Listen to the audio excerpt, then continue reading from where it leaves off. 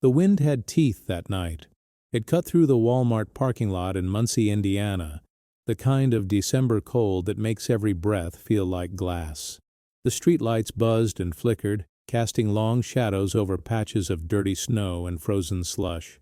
Cars rolled by on McGalliard Road, heaters blasting, wipers squeaking, nobody looking too hard at the dark edge of the lot where the carts were stacked.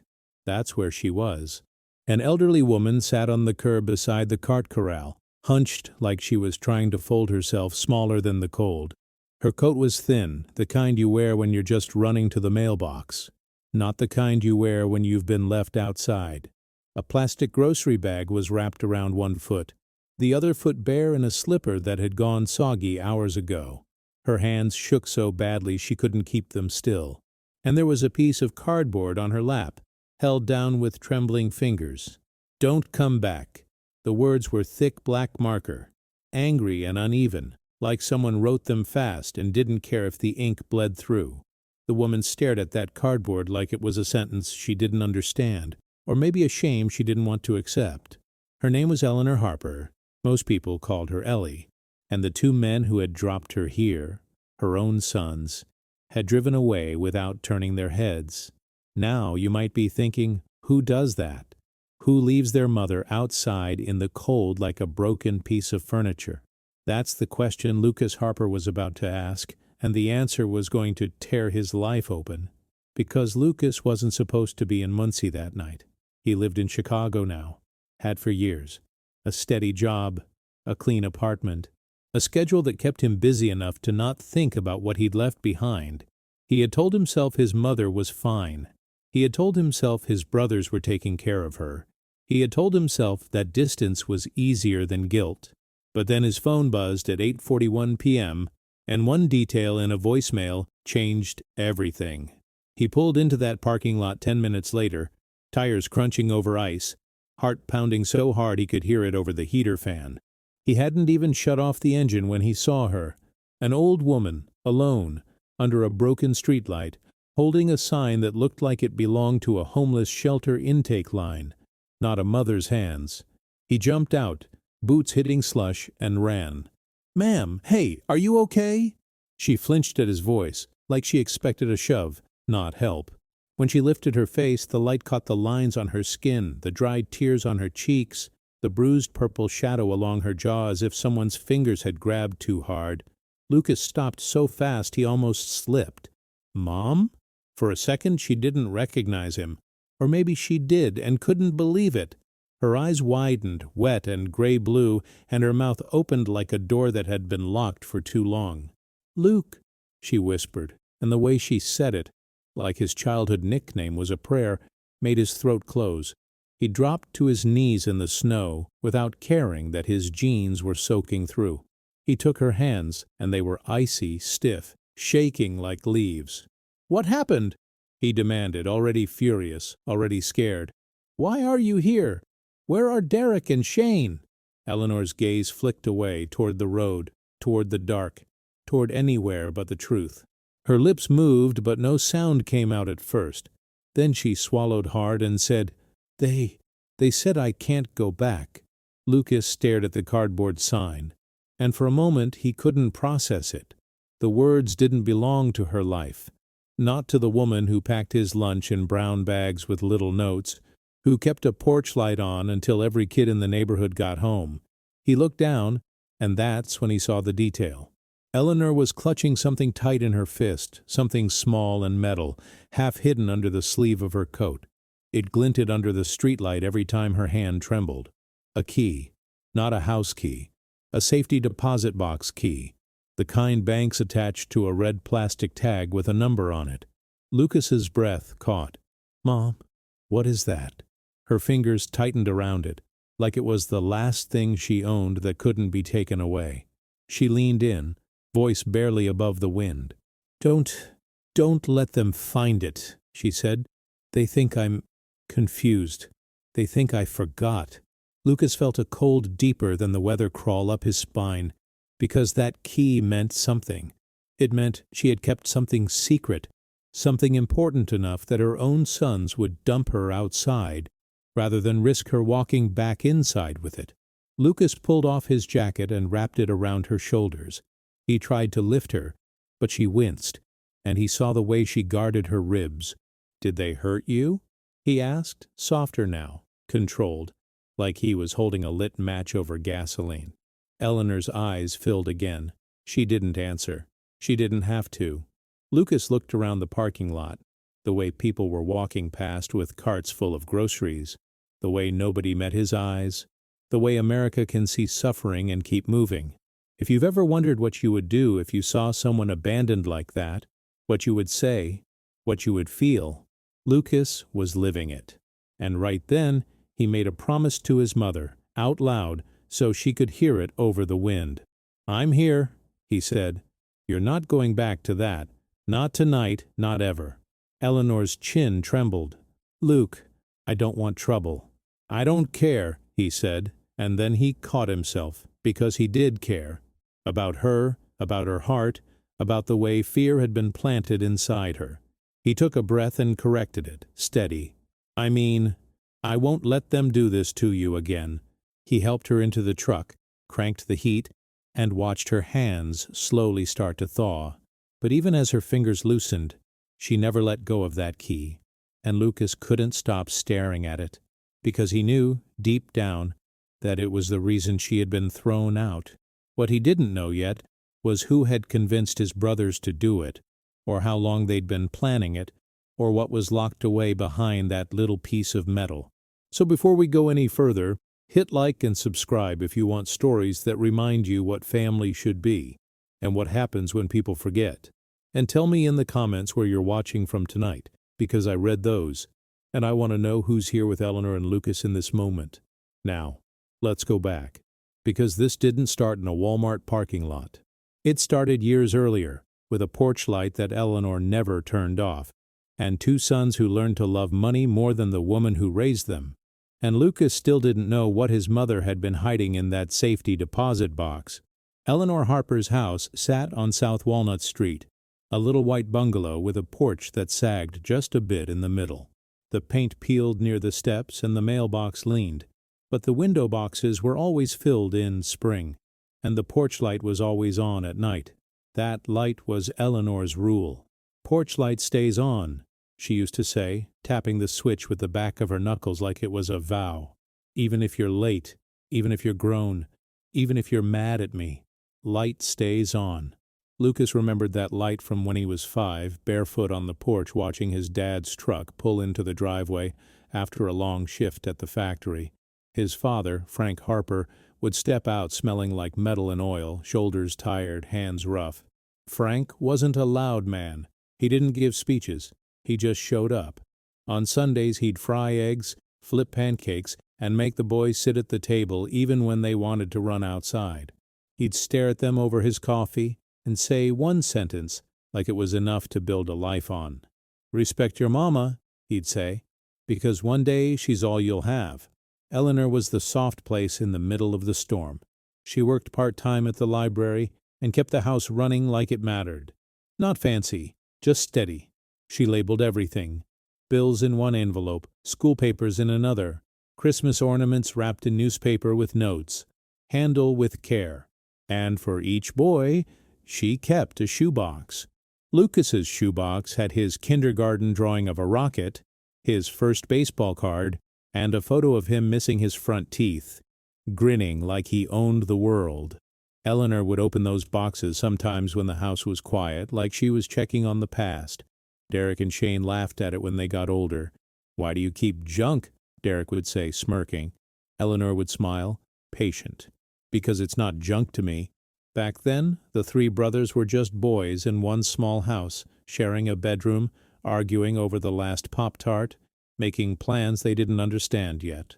Lucas was the youngest, the sensitive one, the kid who noticed when his mom's hands were red from dishwater, who heard her crying once in the laundry room and pretended he didn't, so she wouldn't feel ashamed.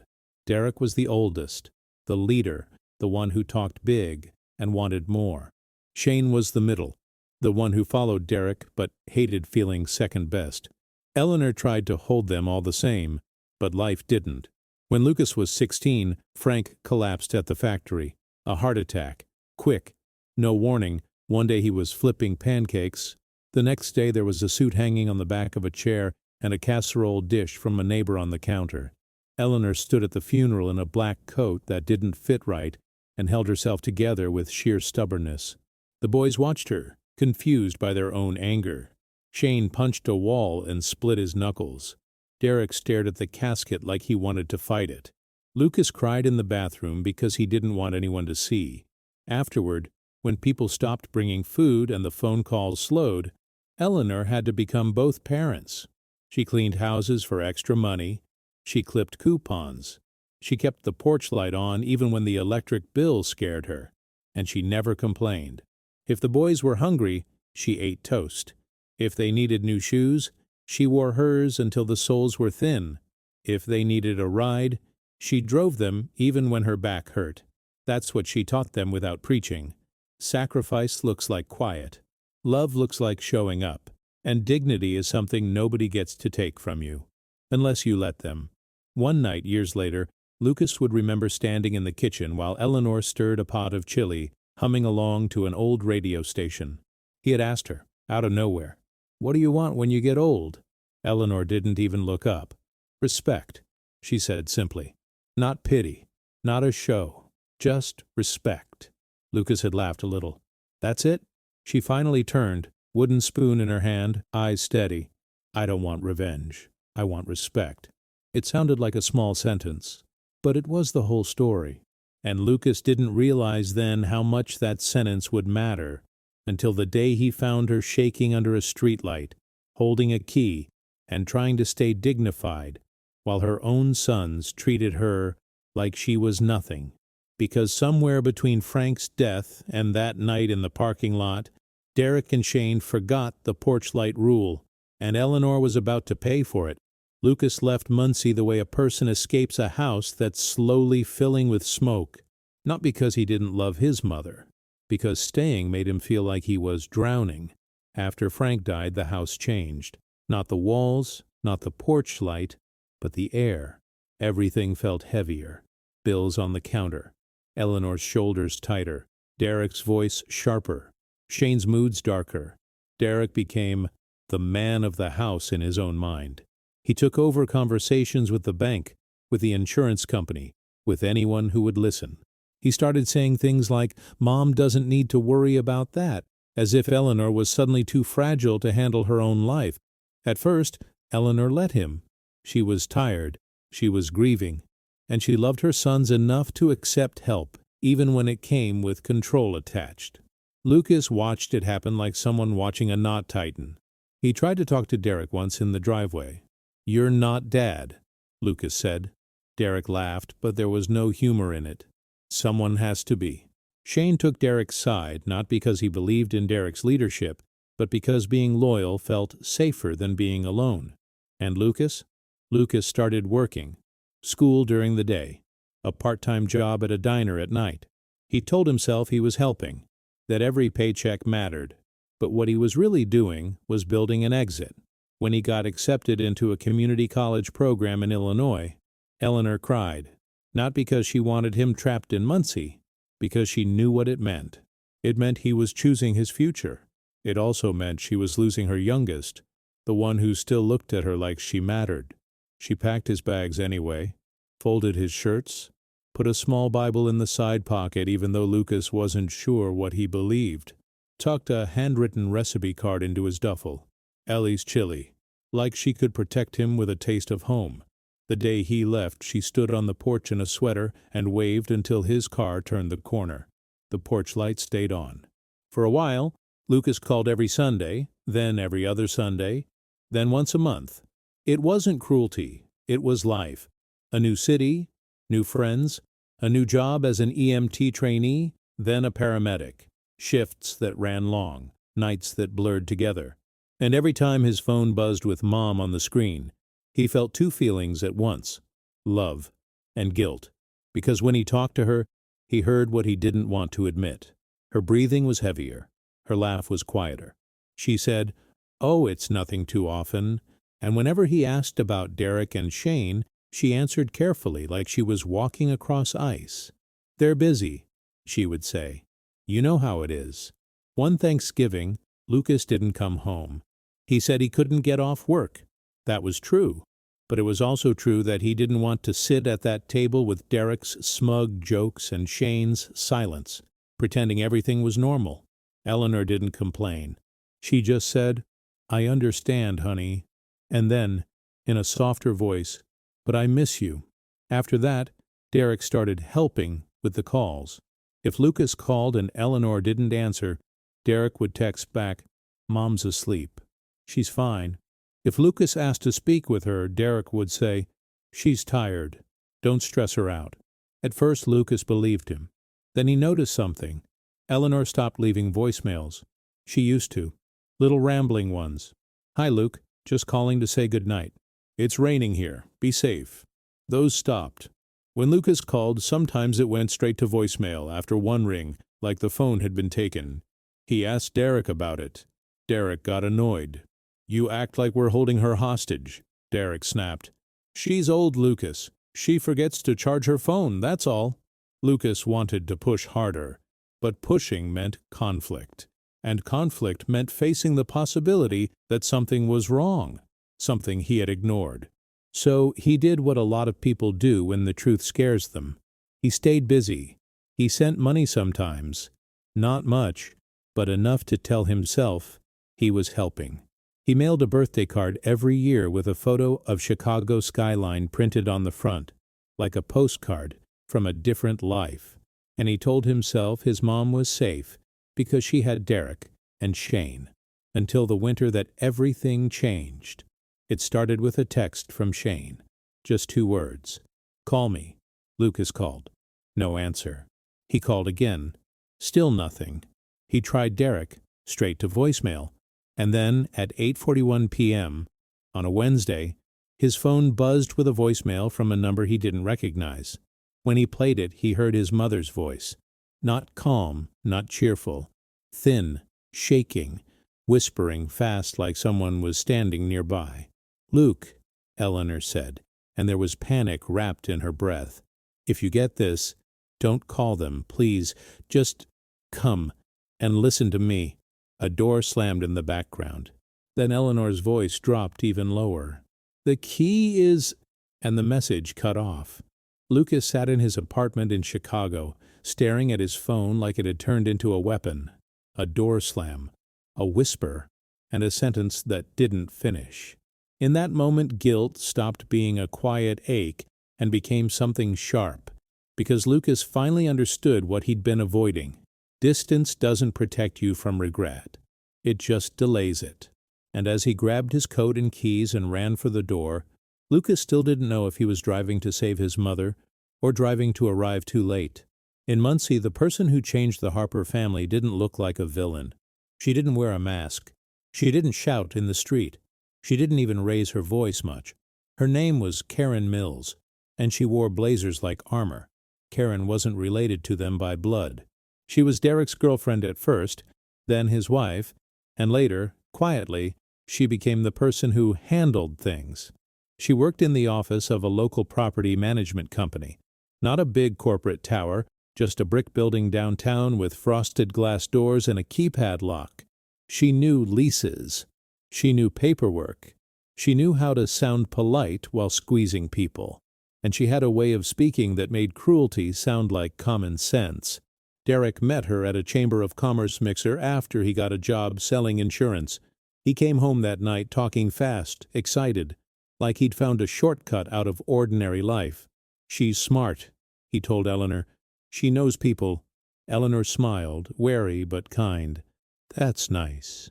Karen came over the next Sunday with a pie from a bakery, hair perfect, nails perfect, smile perfect. She shook Eleanor's hand with both of hers and said, "I've heard so much about you, Mrs. Harper. Derek says you're the reason he's so driven." It sounded like a compliment, but Eleanor felt something underneath it, something cold, driven, not loving, not loyal, driven. Karen started rearranging the house in small ways, suggesting new curtains, moving the chairs, replacing the old family calendar with a digital one on the fridge that synced to Derek's phone. "It'll help keep everyone organized," Karen said, like she was doing them a favor. Shane liked Karen at first because Karen noticed him when Derek didn't. "You're the creative one, right?" she asked him once. "You have potential." Shane soaked that up like sunlight. Lucas was the only one who never warmed to her, even from a distance. He could hear the change in Derek's voice on phone calls. Derek started using phrases Lucas didn't recognize. Asset, equity, risk. Then Derek stopped answering calls like a brother and started answering like a manager. "How much can you send this month?" Derek asked once, blunt. Lucas bristled. "How's Mom?" Derek sighed. "She's old. She's fine. We're just trying to plan." Plan. That word became Karen's favorite. She used it like a knife that looked like a tool. When Eleanor's doctor suggested a new medication for her blood pressure, Karen said, "We should plan your budget.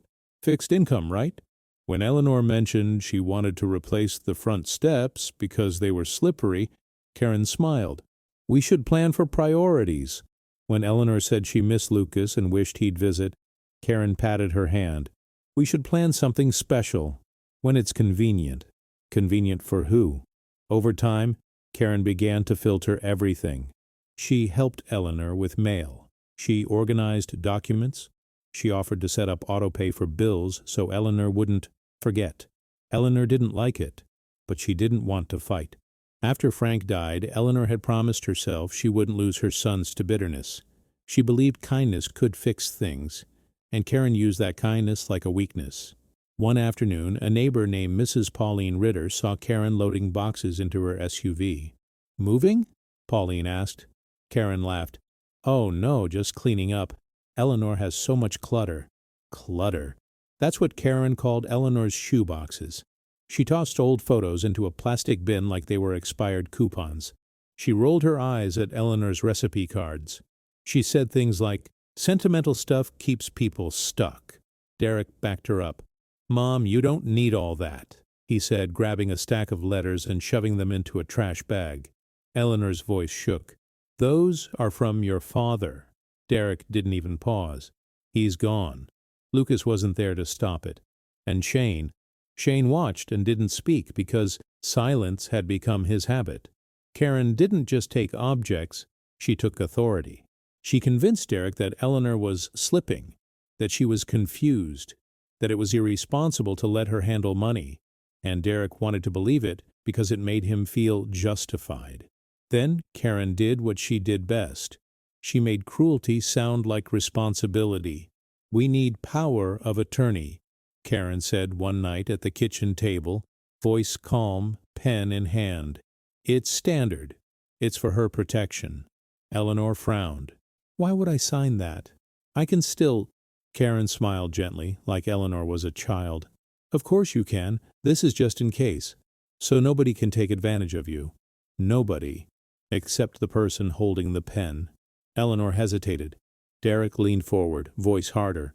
"Mom, stop making this difficult." Shane shifted in his chair, eyes down. Eleanor looked at her sons, the faces she had kissed goodnight for decades. She wanted to trust them. She wanted to believe they wouldn't hurt her. So she signed. The ink was barely dry before Karen started making calls. Bank, insurance, property taxes, and slowly, without Eleanor fully realizing it, the porch light rule wasn't hers anymore. The house wasn't hers anymore. Her life wasn't hers anymore. But Eleanor wasn't as helpless as Karen assumed, because Eleanor had learned something from years of stretching dollars and raising boys alone. Always keep something back. Always keep a backup plan. And long before the night she was abandoned in the cold, Eleanor had taken one thing Karen couldn't find: a safety deposit box key. Karen didn't know about it. Not yet. But the moment Eleanor's trembling hand clutched that key in the Walmart parking lot, it meant Karen had finally figured out Eleanor was holding something that could ruin everything. And Karen had decided the simplest solution was to get Eleanor out of the way. Lucas just didn't know her name yet. He only knew his mother was terrified, and someone had taught his brothers to call it planning. Lucas drove through the night like the road was the only thing keeping him from falling apart. Chicago faded behind him in a blur of taillights and highway signs. His hands gripped the steering wheel so hard his knuckles ached. He didn't stop for coffee. He didn't stop for food. He didn't even stop to think, because thinking would mean imagining his mother alone. Every mile south on I-65, the voicemail replayed in his head. "Don't call them. Just come. The key is—" A slammed door. A cut-off message. Lucas kept checking his phone for updates like he expected another message to drop from the sky. Nothing. He called Eleanor again and again, straight to voicemail. He called Shane. Nothing. He called Derek. Nothing. By the time he reached Muncie, the sky was a heavy black lid, and the temperature on his dashboard read 17°5. He told himself he'd go straight to the house, bang on the door, demand answers. But then he remembered something. Eleanor's voicemail had come from an unknown number, not her phone. That meant she had used someone else's phone. That meant she might not be at the house. So Lucas drove the route his mother used to take. The Kroger on Wheeler Road, the little diner she liked called the Sunshine Cafe, the bank downtown where she always deposited checks in person because she didn't trust apps. Nothing. Then, almost by accident, he passed Walmart on McGalliard, and he saw the flashing hazard lights of a small SUV pulling away fast, like someone had been parked where they shouldn't. He didn't know then that he was seconds from seeing his mother, but his body knew. His chest tightened. His foot pressed the gas, and then he saw her. The cardboard sign, the cart corral, the thin coat, the way she sat like she had been told not to move. Lucas's mind split in two. One part of him wanted to scream. The other part went cold and focused. The same part that showed up when he worked a car crash and people were bleeding and time mattered. He wrapped his mother in warmth, got her into the truck, and listened. Eleanor didn't tell the whole story. She couldn't. Not yet. Her teeth chattered, her breath uneven, and fear was sitting on her chest like a weight. "They said, 'It's for the best,'" she whispered, staring straight ahead. "They said I'm not safe at home." Lucas swallowed rage. "Who said that?" Eleanor hesitated. "Derek, Shane, and Karen." There it was. A name. Lucas repeated it like he was tasting poison. "Karen who?" Eleanor's fingers tightened around the key. "Karen Mills." Lucas stared at the windshield, trying to remember if he'd ever met her. A face flickered in his mind from an old Facebook photo, Derek smiling beside a woman in a blazer. "She did this?" Lucas asked. Eleanor's voice cracked. They all did. Lucas wanted to blame Karen because it was easier. One villain, one enemy, one target. But his mother's words didn't let him. They all did. Lucas drove to the nearest open place he could think of, a 24-hour urgent care on the edge of town. He didn't trust the house. He didn't trust anything that belonged to Derek. Inside, fluorescent lights made Eleanor look even smaller. A nurse wrapped a blood pressure cuff around her arm and frowned at the numbers. Another nurse noticed the bruise on her jaw and asked gently, "Ma'am, did you fall?" Eleanor's eyes darted to Lucas like she was afraid to answer wrong. Lucas leaned in.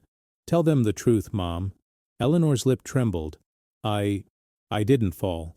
The nurse's expression changed. Not shocked. Sad. Like she'd seen this before. Lucas felt his stomach drop. A doctor checked Eleanor's ribs and confirmed a hairline fracture. "It's not severe," he said, "but it hurts, and she's dehydrated." "How long has she been outside?" Lucas looked at Eleanor. Eleanor whispered, "Since sunset." Lucas's vision blurred with anger. He stepped into the hallway, hands shaking, and called the police. When the dispatcher asked for details, Lucas's voice stayed steady, but his heart was pounding. "My mother was assaulted and abandoned," he said. "By family." Silence on the line for half a second. Then, "Sir, what's the address?" Lucas gave it. But when he hung up, Eleanor gripped his sleeve, panic in her eyes. "Luke, no," she pleaded. "Please, don't make them angry. They'll take it." "What?" Lucas asked. Eleanor lifted the key slightly like it was burning her palm. "This," she whispered. "They want this." Lucas knelt beside her chair, lowering his voice. "Mom, What is it? What's in that box? Eleanor looked around the waiting room, then leaned close. It's your father's, she said. And mine. Papers. Proof. I kept it because I knew one day I might need it. Lucas's throat tightened. Proof of what? Eleanor started to speak, and then her phone buzzed in Lucas's pocket. He'd picked it up from her coat without thinking, an old flip phone with a cracked screen.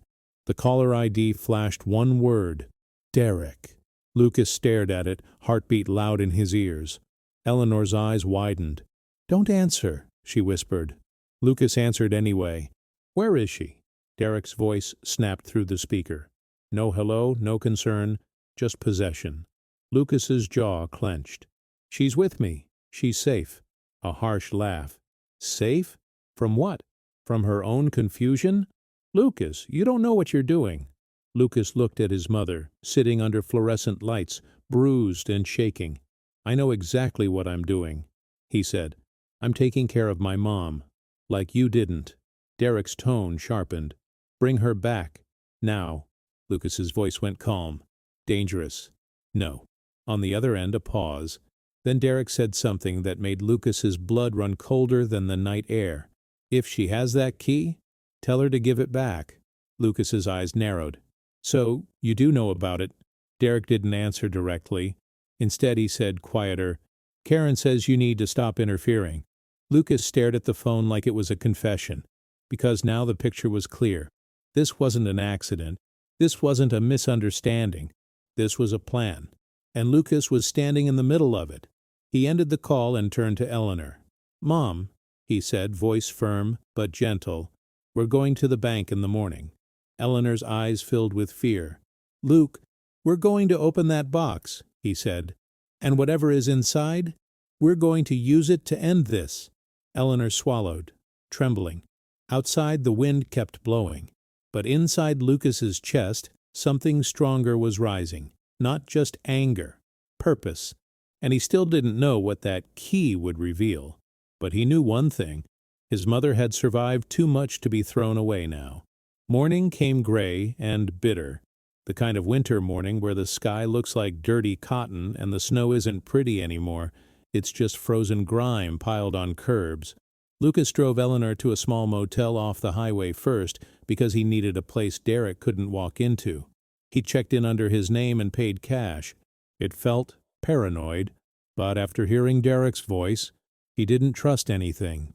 Eleanor sat on the edge of the motel bed, hands folded, staring at the wall like she was still waiting for someone to tell her where she was allowed to be. Lucas brought her a cup of oatmeal from the lobby breakfast and watched her take small bites, like her body didn't want to believe food was real.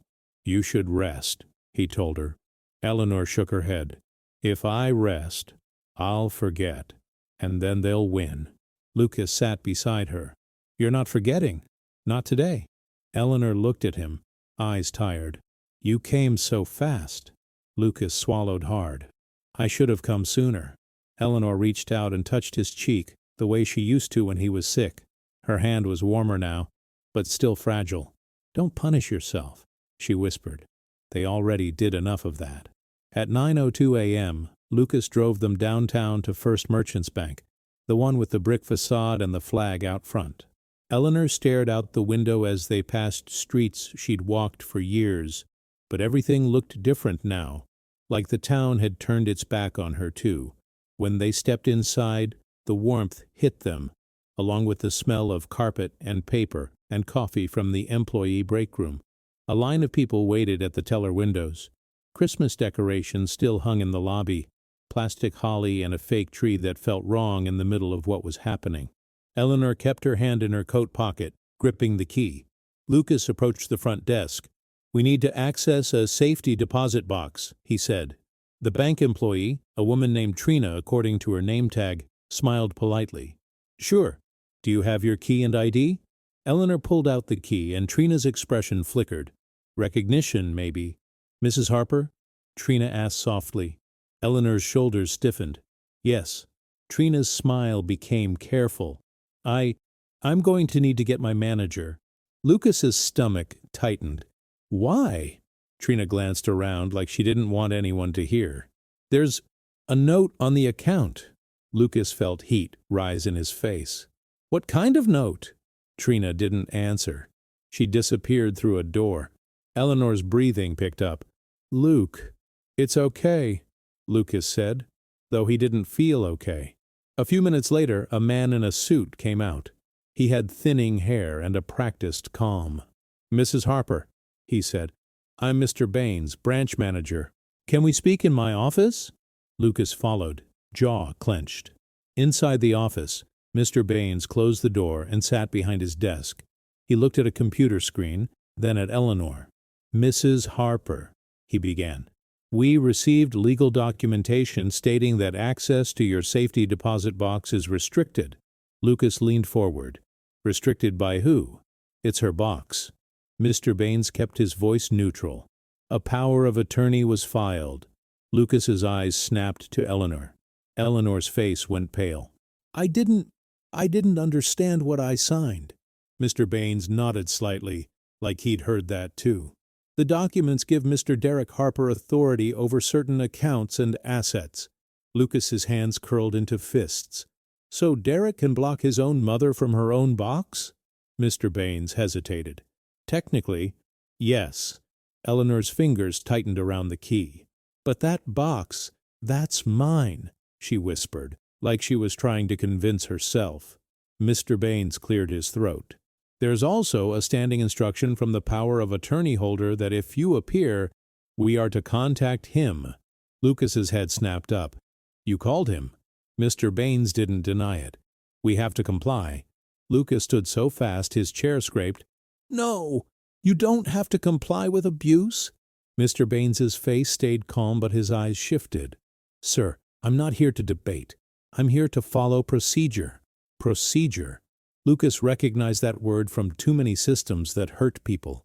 Hospitals, courts, insurance companies. Always procedure. Eleanor's shoulders shook.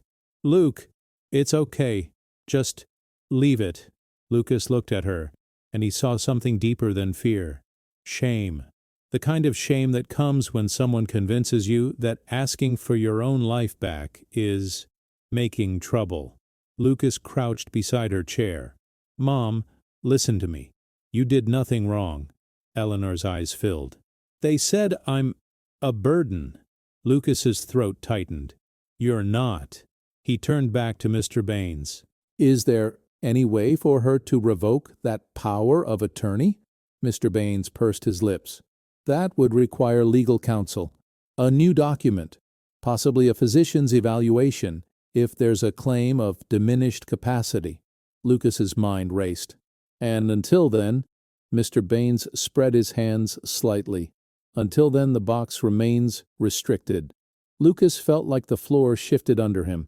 The key in Eleanor's hand was suddenly useless, and Derek was on his way. Lucas walked Eleanor out quickly, heart pounding. In the lobby, an older man sitting near the fake Christmas tree looked up and froze when he saw Eleanor. His face changed like he'd seen a ghost. Ellie? He whispered. Eleanor turned. Mr. Dalton? It was Mr. Dalton from their church, a retired deacon. He stood slowly, eyes wide. They said you went to a facility, he murmured. Eleanor's brows knit. Who said that? Mr. Dalton's gaze flicked to Lucas. Your brothers told everyone you were unwell, that you needed supervision. Lucas's stomach dropped, because now the town itself had been fed a story that made Eleanor sound like the problem, a story that made abandonment sound like care, and Lucas realized the fight wasn't just against Derek and Karen, it was against a narrative. He guided Eleanor to the truck and drove fast, checking the rearview mirror like he expected Derek's car to appear. Eleanor stared down at the key in her palm, voice small. I kept it all these years, she whispered. I thought it would protect me. Lucas reached over and covered her hand. It still might. As they turned onto Walnut Street, Lucas saw the porch light of Eleanor's house in the distance, but this time it wasn't on. And that simple darkness felt like a warning, because Lucas still didn't know what Derek and Karen had told the neighbors. or what they were willing to do next to keep that box closed. Lucas didn't plan to go to the house. Not yet. But as he drove past Walnut Street, something pulled at him. Maybe it was the sight of the porch in daylight. Maybe it was the habit of home in his bones. Or maybe it was the hope that this was all a mistake, and if he walked in, Eleanor's kitchen would smell like coffee and chili again. He turned the wheel anyway. The bungalow looked smaller than he remembered. The yard was unkempt. Snow drifted over the walkway, and the window boxes were empty. The porch light was off, even though it was still morning and the sky was dim. Eleanor's breath caught when she saw it. "Oh," she whispered, like the house had betrayed her. Lucas parked at the curb. "Stay in the truck," he told her. Eleanor shook her head. "I want to see." Lucas didn't argue. He helped her out, arm around her, careful with her ribs. Her steps were slow, but her chin lifted like she was forcing dignity back into her body. As they approached, Lucas noticed the first strange thing. The front door had a new lock. Shiny, modern, keypad. "That's not—" Lucas started. Eleanor's eyes widened. "They changed it," she whispered. Lucas pressed the doorbell. No sound. He knocked. Hard. Nothing. He tried the knob. Locked. Then he saw a white paper taped to the window, flapping slightly in the cold. Notice. To vacate. Lucas's chest tightened. "What the—" Eleanor leaned closer, squinting. Her face went pale.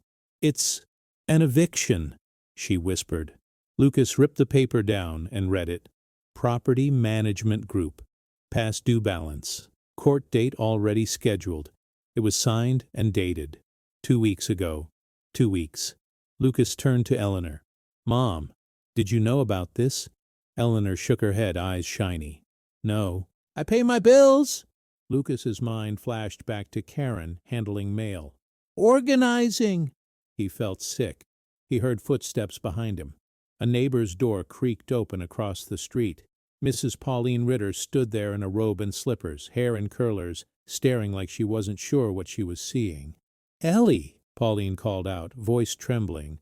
Eleanor turned and tried to smile. "Morning, Pauline." Pauline hurried across the street, careful on the ice. When she got close, she looked Eleanor up and down, taking in the bruised jaw, the motel blanket Lucas had draped over her shoulders. "Oh, honey," Pauline whispered. "What did they do to you?" Eleanor's mouth opened, but no words came. Lucas stepped forward. "Ma'am, what's been going on?" "They told people she went to a facility." Pauline's face twisted. "That's what Derek said. And Karen. She said it was for Ellie's own good, that she was wandering at night." Eleanor's eyes flashed with hurt. "I wasn't wandering." Pauline nodded quickly. "I know. I told them that. I said, 'Ellie don't wander. Ellie doesn't even drive after dark anymore.'" Lucas asked, "Did you see anything?" "The night they—" Pauline swallowed hard. "I saw the SUV, Karen's SUV, parked out front around 7. I saw Derek and Shane carrying boxes out, and I saw Ellie sitting on the porch steps." Eleanor's hands clenched. Pauline lowered her voice. She was crying. "And Karen said, 'Aw, stop embarrassing us.' Feel like Ellie was the problem." Lucas's jaw tightened so hard it hurt. "Why didn't anyone call me?" Pauline looked down ashamed. "They said you didn't care. They said you wouldn't answer. They said you were done with the family." Lucas felt the lie hit him like a punch. Derek and Karen hadn't just taken Eleanor's house. They'd taken her support system. They'd isolated her. Eleanor reached into her coat pocket and pulled out something else Lucas hadn't seen yet. A photograph. It was old and slightly bent, the kind Eleanor kept in her shoeboxes. It showed Eleanor and Frank standing on that very porch, arms around each other, smiling in the sun. Behind them the porch light fixture was visible, bright against the white siding. Eleanor stared at the photo, voice breaking. "He built this house," she whispered, "with his own hands." Lucas took the photo gently. On the back, Frank's handwriting. "For Ellie. Keep the light on." Lucas swallowed hard. That photo was another symbol, another anchor. And it was proof of something important. This wasn't just property. This was Eleanor's life. Lucas heard a car door slam down the street. He turned. A dark sedan was pulling up fast, tires hissing over slush. Derek's car. Lucas's heart dropped. Derek stepped out, face tight, eyes sharp. Shane got out of the passenger side, looking pale, avoiding eye contact. And then Karen emerged from the back seat, blazer buttoned, hair perfect, holding a folder like a weapon. Karen's gaze locked on Eleanor. "Eleanor," Karen said, voice smooth. "This is not appropriate." Lucas stepped between them. "What's not appropriate is you abandoning her." Karen didn't even flinch. "She left the home. We were concerned." Eleanor's voice shook, but she stood taller. "You threw me out." Derek's jaw clenched. "Mom, stop. You're confused." Lucas snapped. "She's not confused. She's bruised." Shane finally looked up, eyes full of something like regret. Karen opened her folder and pulled out a paper. "We have documentation," she said calmly. "Medical notes, statements, the court—" Lucas cut her off. "I'm calling the police." Karen's smile didn't reach her eyes. "Go ahead. It won't change the facts." Derek stepped forward, pointing at Eleanor's coat pocket. "Where's the key?" Eleanor flinched. Lucas saw it. The real priority. Not her safety, not her health. The key. Lucas's voice went low. "So this is about the box." Karen's expression tightened for half a second. "It's about protecting the family." Lucas laughed once, bitter. "From what? From my mother's memories?" Eleanor's fingers closed around the key like it was part of her body. Karen took a step closer and spoke in a softer voice, like she was offering peace. "Eleanor, you don't need to hold on to things. Let us handle it. You can go somewhere comfortable." Eleanor's eyes filled with tears, but her voice was steady now, cutting through the cold. "I don't want comfort," she said. "I want respect." Karen's smile slipped. Lucas felt something shift, because he realized his mother wasn't broken. She was being pushed, and the moment she pushed back, the masks started to fall. Karen's tone cooled. "If you don't cooperate, there will be consequences." Lucas took Eleanor's hand and squeezed. "Let them threaten," he whispered. "We're not alone." Across the street, Pauline had her phone up, recording. And Lucas realized something else. For the first time, Derek and Karen weren't controlling the story. People were watching, and Lucas still didn't know what was in that box. But now he knew exactly how far they would go to keep it hidden. The police arrived 20 minutes later. 2 officers, one young, one older. They walked up the icy path with that cautious posture cops have when a situation looks like family drama, and they'd rather it resolve quietly. Karen stepped forward first, smiling like she belonged with authority. "Officers," she said, holding out papers. "Thank you for coming. This is a private matter, but we have documentation." Lucas almost laughed. Of course she did. The older officer, Officer Ransom, glanced at the papers. "Ma'am, what's going on?" Karen spoke calmly. "Mrs. Harper has been exhibiting confusion. We are her caregivers. She left the home last night. We've been trying to ensure her safety." Eleanor's shoulders tightened. Lucas could feel her shaking beside him. Lucas stepped forward. "That's a lie. They abandoned her in a parking lot. She has injuries. She was outside for hours." Officer Ransom turned to Eleanor. "Ma'am, is that true?" Eleanor looked at the officers, then at Derek and Karen. Her eyes were full of fear. Years of being told not to make trouble. Lucas leaned close and whispered, "Tell them. You deserve to be heard." Eleanor swallowed. They took me," she said quietly. "They drove me, and they left me." Karen's voice cut in, still polite. "Eleanor, you're upset. Let's not confuse—" Officer Ransom held up a hand. "Ma'am, let her speak." That small moment, someone stopping Karen, felt huge. Eleanor took a shaky breath. "They said, 'Don't come back.'" The younger officer's eyebrows lifted. "Did they?" Derek snapped, "She's twisting it." Lucas pulled out his phone. "I have the urgent care report. Rib fracture, bruising, dehydration, and we have a witness across the street who saw them." Pauline stepped forward, phone still recording. "I saw it," she said. "I've known Ellie 30 years. She's not confused. She's hurt." Karen's smile tightened. Mrs. Ritter, please. This is inappropriate. Officer Ransom looked between them. We're going to need to separate and take statements. Karen's eyes hardened. Officer, I'd like to remind you that I have legal authority through power of attorney. Lucas's head snapped. That power of attorney was coerced. Karen spoke to the officer as if Lucas wasn't there. This is a civil issue. Adult Protective Services can review. We are following legal procedure. Procedure again. The older officer sighed like he'd heard this too many times. Sir, he said to Lucas, if there's a valid POA, that complicates things. Lucas's voice rose, frustration breaking through. So paperwork matters more than my mother freezing outside? Officer Ransom's expression softened slightly. No, but our options are limited without clear evidence of a crime. Lucas stared. A crime? Abandonment? Assault? Officer Ransom looked at Eleanor. Ma'am, do you want to press charges? Eleanor flinched like the words were a threat. Karen immediately leaned in. Eleanor, you don't want that. It will stress you. It will embarrass the family. Eleanor's eyes darted to Derek, then Shane. Shane looked sick. Derek looked furious. Eleanor's voice cracked. I don't want revenge, she whispered. Lucas's heart sank. Then Eleanor lifted her chin, and her voice steadied. I want respect, she finished.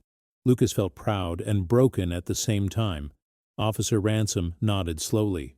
Okay, we can document injuries and take a report. We can also call Adult Protective Services. Karen's jaw tightened. That's unnecessary. Lucas snapped, It's necessary. The officers took statements. Derek denied everything. Shane mumbled, avoiding details. Karen spoke in legal language. Eleanor spoke carefully, like each word could cost her. When it was done, Officer Ransom pulled Lucas aside. Listen, he said quietly. The POA and eviction paperwork, those are civil, but the injuries and the abandonment, that's different. If you can get video, witnesses, anything concrete, that changes things. Lucas nodded, mind racing. Video, ring cameras, neighbor security cameras, receipts, paper trails. Also, Officer Ransom added, if your mom is being financially controlled, APS can help, but it's slow. They're overloaded. Slow. Lucas looked back at Eleanor standing in the cold, hugging her blanket. They didn't have slow. Karen approached, heels clicking on the icy walkway like she owned the ground. Lucas, she said, voice low and controlled. You're making this worse. Lucas met her eyes. You already made it worse. Karen's smile was thin. You don't understand the situation. Your mother signed documents. The house is in default. The court is involved. If you keep interfering, you could be trespassed. Lucas glanced at the notice to vacate still taped crookedly on the window.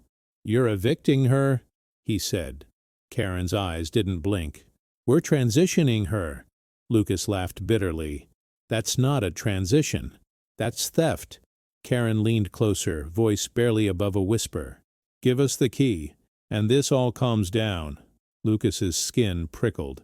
No. Karen's expression finally showed anger. Then you'll force us to do this the hard way. Derek barked. Mom, stop this. Just hand it over. Eleanor looked at Derek, tears in her eyes. You used to call me when you were scared, she said softly. Now you scare me. For a second, Derek's face twitched, like something human tried to surface. Then Karen touched his arm, and it vanished. Shane stepped forward, voice shaking. Mom, please. Karen says. Eleanor looked at Shane, devastated. You don't even know what you're saying anymore. Lucas took Eleanor's hand. We're leaving. Karen called after them, voice sharp now. If you take her, we will report her as missing and unstable. Lucas turned, voice calm, lethal. Try it, and I'll show them her injuries and your threats. As Lucas helped Eleanor into the truck, he saw Karen's eyes follow the key like a predator. The institutional enemy wasn't just paperwork. It was the way systems believed the person with documents, not the person with bruises. Lucas started the engine, hands shaking. He had one path now. Find proof. Fast. Because if he didn't, Karen's procedure would swallow his mother whole. Lucas didn't go back to the motel. He went to the one place Karen couldn't control easily, people who remembered Eleanor before all the paperwork. He drove to Pauline Ritter's house first, because she had already shown she wasn't afraid. Pauline made tea and sat Eleanor at her kitchen table like she was family. "Ellie," Pauline said gently, "tell us what you haven't said." Eleanor stared into her cup. Her hands trembled. The key lay on the table beside her like a silent witness. "I tried," Eleanor whispered. "I tried to be quiet. I thought if I didn't make trouble, they'd stop." Lucas leaned forward. "When did it start?" Eleanor swallowed. "After the power of attorney. Karen took my mail. She said it was helping. But then bills came that I never saw. Past due notices. Late fees." Pauline's face tightened. "So they let it pile up." Eleanor nodded. "And when I asked, they said I forgot. They said I was mixing things up." Lucas felt his stomach twist. Gaslighting. Slow. Constant. Eleanor's eyes filled. "Then Karen brought papers. She said it was for my care, that I'd be safer if I moved." Lucas's voice went low. "A facility." Eleanor nodded, shame flooding her face. "I didn't want to. I said no." Derek yelled. "Shane!" He just stared at the floor. Pauline asked, "And last night?" Eleanor's voice dropped. "I told them I needed my shoebox, Frank's letters, the photo. They said no. Karen said, 'Sentimental stuff doesn't matter.' I told her it mattered." Lucas's fists clenched. Eleanor continued, voice trembling. "Then I said, 'I'm going to the bank. I'm going to open the box. I'm going to get my papers.'" Karen had gone still, Eleanor said, like a snake freezing before it strikes. Eleanor looked at Lucas, tears rolling now. She knew there was something. She told Derek, "We can't let her access it." Lucas asked, "How did you get the voicemail out?" Eleanor glanced at Pauline. "I went outside to take the trash, and Pauline's grandson Trevor was in the driveway visiting. I asked him, could I use his phone? I told him it was important." Pauline's eyes widened. "Trevor told me you seemed scared." Eleanor nodded. I whispered, because Karen was watching from the window. Lucas took a breath, forcing calm. "Mom, the manager said Derek has authority. We need to break that." Pauline set her mug down. "My daughter works at the courthouse," she said suddenly. "She can pull public filings, eviction records, maybe more." Lucas's head snapped up. "Yes, please." Pauline's daughter, Mariah, arrived an hour later with a folder of printed documents. Lucas flipped through them, heart pounding. Eviction filing. Payment history. Notices. But then Mariah pulled out another document. "Look at this," she said, voice tight. It was a petition filed in probate court. Emergency guardianship request, filed by Karen Mills, stating that Eleanor Harper was incapacitated and at risk, and requesting that Derek Harper be appointed guardian. Lucas stared at the words. Emergency. Guardianship. Incapacitated. Karen wasn't just taking the house. She was taking Eleanor's legal personhood. Eleanor's hands flew to her mouth. "No," she whispered. "I'm not." Lucas grabbed her hand. "You are not. This is a tactic." Mariah nodded. "Court hearing is in 5 days." 5 days. Lucas's mind raced. "We need evidence she's competent." Pauline leaned in. "And evidence they're not." Lucas remembered Officer Ransom's words. "Video. Witnesses." "Trevor?" Pauline called out, raising her voice toward the hallway. "Honey, can you come here?" A young man stepped in, early 20s, hoodie, nervous. He looked at Eleanor like he felt guilty for not doing more. "Mrs. Harper," he said softly. Eleanor managed a weak smile. "Thank you for letting me use your phone." Trevor swallowed. "Ma'am, I think I have something." Lucas's pulse jumped. "What?" Trevor pulled out his phone. I didn't mean to record, but my phone was in my hand when you called, and when I walked away, I hit voice memo because, I don't know, it felt wrong." He tapped the screen and played the audio. At first it was muffled wind, then Eleanor's whisper. "Luke, please, don't call them, just come." Then, in the background, a voice, Karen's voice, sharp, close, unmistakable. "What are you doing?" Eleanor's breath caught on the recording. "Nothing. Just—" Karen again, colder. "Give me that phone." A scuffle sound. Then Derek's voice, angry. "Mom? Are you trying to make us look bad?" Eleanor's voice, small. "I just wanted to talk to my son." Karen's voice, like ice. "You don't get to do that anymore. Not if you want a roof over your head." Lucas felt his vision blur. On the recording, Derek spoke again. "If you go to that bank, you'll regret it." Then Shane's voice, quiet, guilty. "Mom, just listen, please." Karen then, clear and terrifying. "We can leave you somewhere, just for the night. Teach you a lesson. Don't come back until you're ready to cooperate." Eleanor on the recording started crying. "Please, it's cold." Karen's final words flat. "Then you should have thought about that before you tried to outsmart us." The audio ended. Silence filled Pauline's kitchen. Eleanor covered her face and sobbed, shoulders shaking, because hearing it played back made it real in a way her mind had tried to soften. Lucas's hands trembled with rage, but beneath the rage was something else. Relief. They had proof, not rumors, not "he said, she said." A recording, a threat, an admission. Lucas looked at Trevor. "Can you send that to me?" Trevor nodded quickly. "Yes, anything." Mariah exhaled like she'd been holding her breath. "That changes everything." Lucas held Eleanor's hand, voice low. "Mom, you did remember. You weren't confused. You were right." Eleanor's eyes were red, but she nodded slowly. And then, as if fate wanted to add one more piece, Pauline's doorbell rang. Pauline opened it, and a delivery driver handed her a small envelope. Mail got mixed up. The driver said, "This was in the wrong bin." Pauline glanced at the name and froze. It was addressed to Eleanor Harper. Return address, First Merchants Bank. Inside was a notice. Attempted access to safety deposit box notification. It showed the date and time someone had tried to access Eleanor's box yesterday afternoon, before Eleanor even went to the bank. Lucas's heart pounded. Derek and Karen had tried first, and now Lucas knew why the key mattered so much. Whatever was in that box, they had already tried to steal it, and they were running out of time. Lucas looked at Eleanor, voice steady. "We're getting a lawyer today," he said, "and we're walking into court with that audio." Eleanor wiped her eyes, trembling. "And then," Lucas added, "we're opening that box." Because now the mystery wasn't whether Karen was evil. It was what she was so desperate to hide.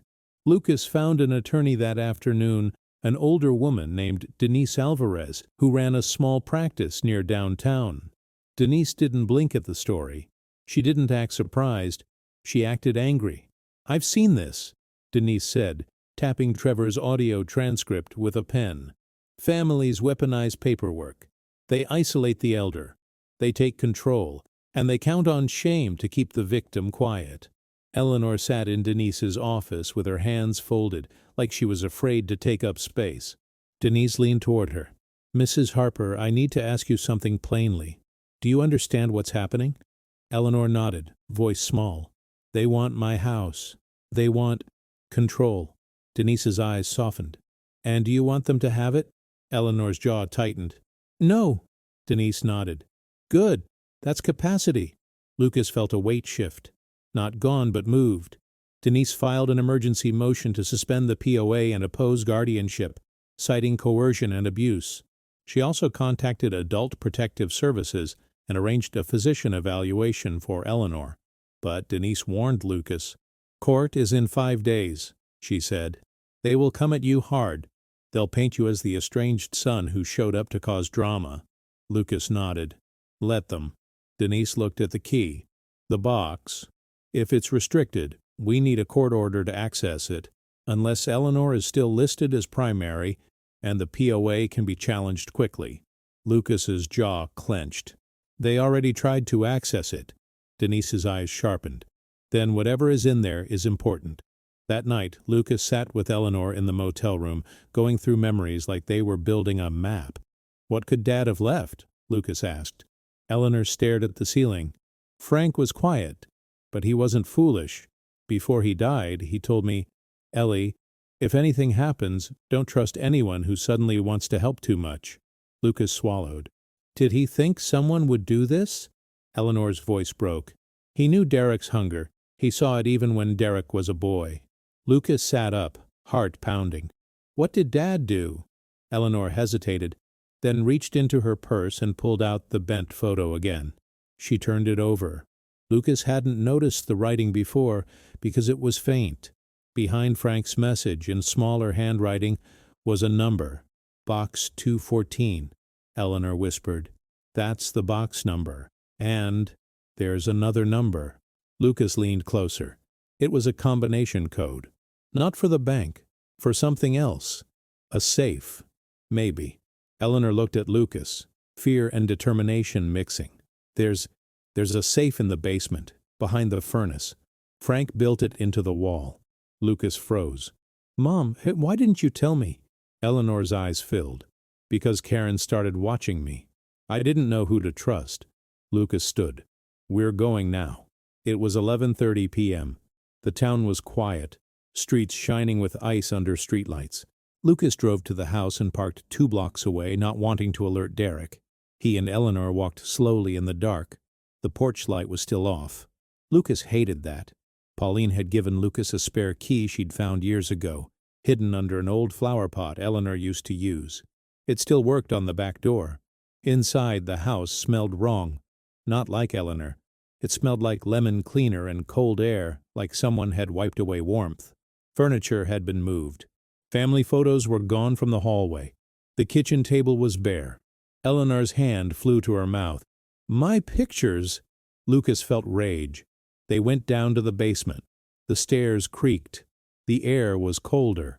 Lucas found the furnace, and behind it, exactly where Eleanor said, was a metal panel. Lucas pulled it open. A small wall safe. He typed the code from the photo with shaking fingers. The safe clicked open. Inside was a stack of papers wrapped in a rubber band and a small cassette tape labeled in Frank's handwriting. If you're reading this, it's already started. Lucas's breath stopped. Eleanor's eyes filled. Frank. Lucas took the papers out first. Deed documents, a will, a trust, and then something that made his heart pound. A notarized statement from Frank Harper, dated 2 weeks before his death, describing concerns about Derek and naming Eleanor as sole trustee of a small life insurance payout and savings account. It included instructions. If Derek or Shane attempt to obtain control through coercion, revoke access, and notify Lucas. Frank had predicted this. Lucas's hands shook as he read further. There was also a second policy, one Derek didn't know about, benefiting Eleanor directly, and a clause stating that if Eleanor was declared incapacitated under suspicious circumstances, the beneficiary would shift to a local charity fund and Lucas as executor. Karen's eyes would burn at this. Eleanor whispered, He protected me. Lucas nodded, swallowing hard. He tried. Lucas picked up the cassette tape. Do we have a player? Eleanor nodded, eyes wide. The old one, in the closet. They found it upstairs and played the tape in the silent living room. Frank's voice filled the room, rough and calm. Ellie, Frank said, if you're hearing this, it means someone is trying to take what we built. Probably Derek, maybe with someone whispering in his ear. I'm not mad. I'm just telling the truth. Eleanor sobbed quietly. Frank continued, respect your mama. That's what I told them. If they forgot, then you do what you have to do. Keep the light on for the right people, and turn it off for the ones who don't deserve it. Lucas felt chills. Frank's voice ended with one sentence that made Lucas stare at Eleanor. Luke is the one I trust to protect you. Lucas looked at his mother, heartbreaking. Dad knew. Eleanor nodded, wiping tears. He always did. They gathered the papers and tape, and Lucas locked the safe again. When they stepped back outside, headlights swept across Walnut Street. A car turning the corner. Lucas froze. Derek's sedan. It stopped hard at the curb like Derek had been searching. Derek stepped out, eyes wild. Karen followed, phone in hand. Shane lingered behind them, pale. Karen's voice cut through the night. "What are you doing in this house?" Lucas held up the papers. "Taking back what you stole." Karen's eyes narrowed. "That belongs to Derek. He has authority." Lucas's voice stayed calm. "Not anymore." Derek lunged forward. "Give me that." Lucas didn't move. "Touch me and I call the cops again. And this time I have audio." Karen's face tightened. "Audio?" Lucas held up his phone. "Trevor recorded you threatening my mother. Want me to play it right now?" For the first time, Karen looked truly scared. Shane's eyes widened. "Karen, you said there was no proof." Karen shot him a look that could cut glass. Lucas turned to Derek. "You left Mom outside to freeze, for a key, for paperwork, for money." Derek's jaw clenched. "She was ruining everything. She was going to the bank. She was going to embarrass us." Lucas stared, disgusted. "So you punished her." Eleanor stepped forward, voice shaking but firm. "I'm your mother." Derek's face twitched. For a second it looked like regret. Then Karen hissed, "Derek, don't let her manipulate you." Eleanor's eyes filled with pain. "Manipulate you?" she repeated softly. "I raised you." Lucas looked at Karen. "This ends in court." Karen's voice sharpened. "We'll see." Lucas nodded once. "Yes, we will." As they walked away, Lucas didn't shout. He didn't threaten. He just said one last thing, looking Derek in the eyes. "Dad told us to respect Mom. If you won't, the world will see who you are." Derek didn't answer, but his silence was louder than any argument, and Lucas knew the next 5 days would decide everything. Court day arrived with fresh snow. The courthouse in Delaware County looked ordinary from the outside. Brick, flag, people shuffling in with coffee cups. But to Eleanor it felt like a battlefield. Lucas walked beside her, holding her elbow, steady. Denise Alvarez carried a binder thick with evidence. Medical report, eviction documents, bank restriction notice, Trevor's audio, Frank's cassette transcript, the hidden safe papers. Karen sat at the other table in a sharp suit, Derek beside her, jaw tight. Shane sat slightly behind, looking like he hadn't slept. The judge, a woman with tired eyes, listened as Karen spoke first. "Your Honor," Karen said smoothly, "Mrs. Harper is vulnerable. Her condition has deteriorated. Mr. Derek Harper has been caring for her. The emergency guardianship is for her safety." Eleanor stared at her hands. Lucas could feel her fear trying to pull her down. Then Denise stood. "Your Honor," Denise said, voice clear, "this is not care. This is control, and we have proof." She played the audio. Karen's words filled the courtroom. "We can leave you somewhere. Don't come back." Derek's voice. "If you go to that bank, you'll regret it." Eleanor flinched as if struck again, but she stayed upright. The judge's expression changed, hardening, focusing. Denise submitted the urgent care report, the bruises, the rib fracture, the dehydration. Karen tried to object. "The recording could be—" The judge cut her off. "It's clear enough." Then Denise presented Frank's notarized statement and the trust documents. Karen's face tightened. Derek's eyes darted, realizing things he hadn't known. Denise looked at the judge. "They claimed diminished capacity, yet Mrs. Harper has been evaluated by a physician yesterday and found competent. This guardianship petition is a tool to steal assets." Karen's voice sharpened. "That's outrageous." The judge leaned forward. "Mrs. Mills, you are not family. What is your interest here?" Karen's mouth opened, then closed. For the first time, her polish cracked. The judge turned to Eleanor. "Mrs. Harper, do you want Mr. Derek Harper to have legal control over your life?" Eleanor swallowed. The courtroom was silent. Then Eleanor lifted her chin. "No," she said. The judge nodded. "Do you want to revoke the power of attorney?" Eleanor's hands trembled, but her voice steadied. "Yes." The judge looked at Derek. "Mr. Harper, what do you say to the allegation your mother was abandoned?" Derek swallowed, eyes flicking to Karen. Karen's jaw was tight, whispering something. Derek finally spoke, voice strained. We were trying to help. She was difficult." Eleanor's eyes filled with tears, but she didn't look away. I was not difficult, she said softly. I was scared. Shane shifted, and then, to everyone's surprise, he stood. Your Honor, Shane said, voice cracking. It's true. Karen told us to do it. She said Mom would learn. I didn't stop it. Karen snapped. Shane! The judge held up a hand. Enough! The ruling came quickly. The power of attorney was suspended pending investigation. The emergency guardianship petition was denied. Adult Protective Services was ordered to follow up. The eviction was paused due to evidence of fraud and mismanagement, and Karen Mills was referred for further review of her conduct. Outside the courthouse, the cold air felt different. Eleanor stood on the steps, snowflakes landing on her hair, and for the first time in a long time, she looked like she could breathe. Lucas asked quietly, How do you feel? Eleanor looked at him, eyes shining. Tired, she said, but lighter. Derek approached slowly, without Karen now. Karen had stormed off, phone pressed to her ear, face tight with panic. Derek stood a few feet away from Eleanor, hands in his pockets. His voice was low. Mom. Eleanor waited. Derek's eyes filled, and it shocked Lucas because Derek rarely cried. I thought I was doing what I had to, Derek whispered. Karen said, You'd ruin me. Eleanor's voice was gentle but firm. You ruined yourself when you stopped seeing me as your mother. Derek flinched. Eleanor took a breath.